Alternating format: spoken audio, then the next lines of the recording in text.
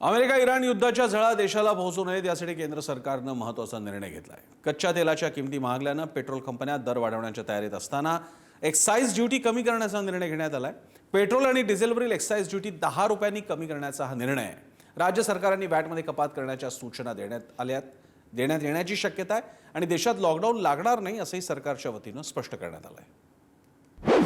Petrol डिझेलवरील excise ड्युटीमध्ये केंद्राकडून कपात, इंधनांचे भाव वाढू नयेत यासाठी सरकारचा मोठा निर्णय, देशात लॉकडाऊन लागणार नाही सरकारचं स्पष्टीकरण, युद्धाच्या झळा जनतेला पोहोचू नयेत यासाठी महत्त्वाचं पाऊल। अमेरिका इराणच्या युद्धाच्या झळा भारतात बसायला सुरुवात झाली आहे। पेट्रोल डिझेल भरून घेण्यासाठी पेट्रोल पंपांवर मोठ्या रांगा लागल्यात। यातच नायरा या पेट्रोल डिझेल कंपनीनं पेट्रोल 5 रुपयांनी तर डिझेल 3 रुपयांनी महाग करण्याचा निर्णय घेतलाय। कच्च्या तेलाच्या किमती आंतरराष्ट्रीय बाजारात युद्धामुळे महागल्यानंतर सर्वच पेट्रोल डिझेल कंपन्या दरवाढ करण्याच्या तयारीत होत्या। ही परिस्थिती पाहून केंद्र सरकारनं युद्धाच्या झळा सर्वसामान्यांना बसू नयेत यासाठी महत्त्वाची पावलं उचलली आहेत। पेट्रोल आणि डिझेलवर आकारण्यात येणारी एक्साइज ड्युटी कमी करण्याचा निर्णय सरकारनं घेतलाय। पंतप्रधान नरेंद्र मोदी यांनी रामनवमीच्या दिवशी याबाबत बैठक घेऊन याबाबतचा निर्णय घेतलाय। पेट्रोल डिझेलवरील एक्साइज ड्युटीमध्ये 10 रुपयांनी कपात, पेट्रोलवरील एक्साइज ड्युटी 13 रुपयांवरून 3 रुपयांवर, डिझेलवरील एक्साइज ड्युटी 10 रुपयांवरून 0 रुपयांवर, पेट्रोल डिझेलचे दर स्थिर ठेवण्यासाठी उपाययोजना, एक्साइज ड्युटी कमी करण्यासोबतच राज्य सरकार आकारत असलेल्या वॅटमध्ये कपात करण्याची सूचनाही केंद्र सरकार करण्याची शक्यता वर्तवण्यात येते।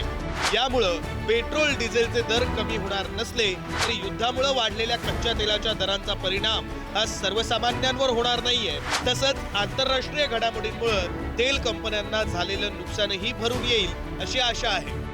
माननीय प्रधानमंत्री जी ने ये चाहा कि कंज्यूमर का प्राइस बढ़ना नहीं है, उसके कारण हम निर्णय लिए हैं कि ऑयल मार्केटिंग कंपनीज को सपोर्ट दें और जिससे वो ज्यादा दाम में खरीदने वाली चीजों को सरकार उनको मदद करेगी, मगर जनता के ऊपर रेट बढ़ाना नहीं होना चाहिए।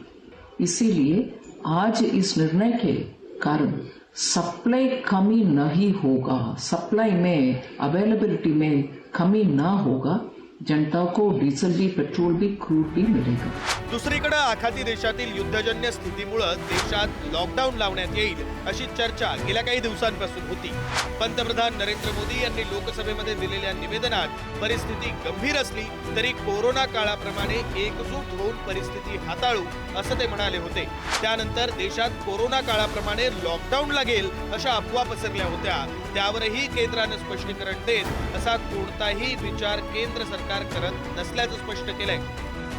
इस युद्ध के कारण दुनिया में जो कठिन हालात बने हैं उनका प्रभाव लंबे समय तक बने रहने की आशंका है। इसलिए हमें तैयार रहना होगा, हमें एकजुट रहना होगा।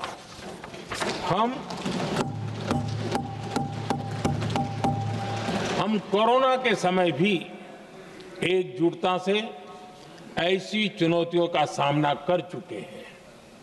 अब हमें फिर से उसी तरह तैयार रहने की आवश्यकता है।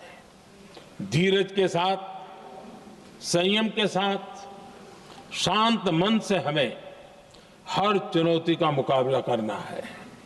नहीं, ये सब कौन अफवाहें उड़ाते हैं।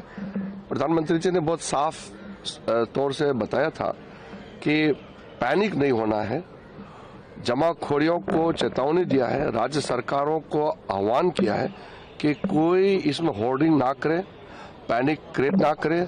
भारत सरकार पूरी तरह से स्थिति का नियंत्रण में पूरा रखा हुआ है और आम लोगों को तकलीफ नहीं होने के लिए टॉप लेवल से बॉटम लेवल तक प्राइम मिनिस्टर साहब खुद कंटिन्युअसली मॉनिटर करते हैं। जे लोक अशा अफवा पसरवता आहेत त्या सगळ्या लोकांवर फौजदारी कारवाई केली जाईल।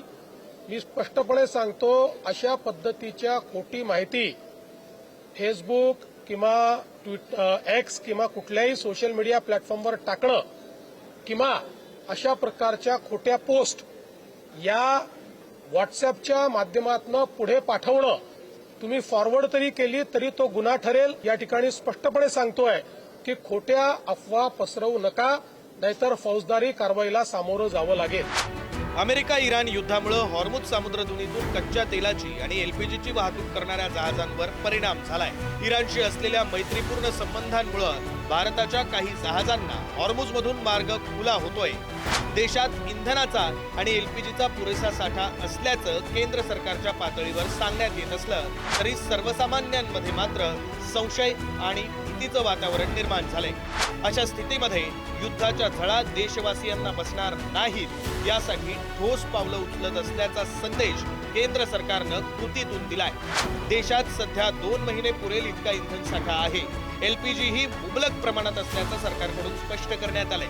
त्यामुळे आता अफवांवर विश्वास न ठेवता मनातील अनिश्चिततेची भीती दूर करत सरकारवर विश्वास ठेवण्याची जबाबदारी ही प्रत्येक भारतीयाची आहे.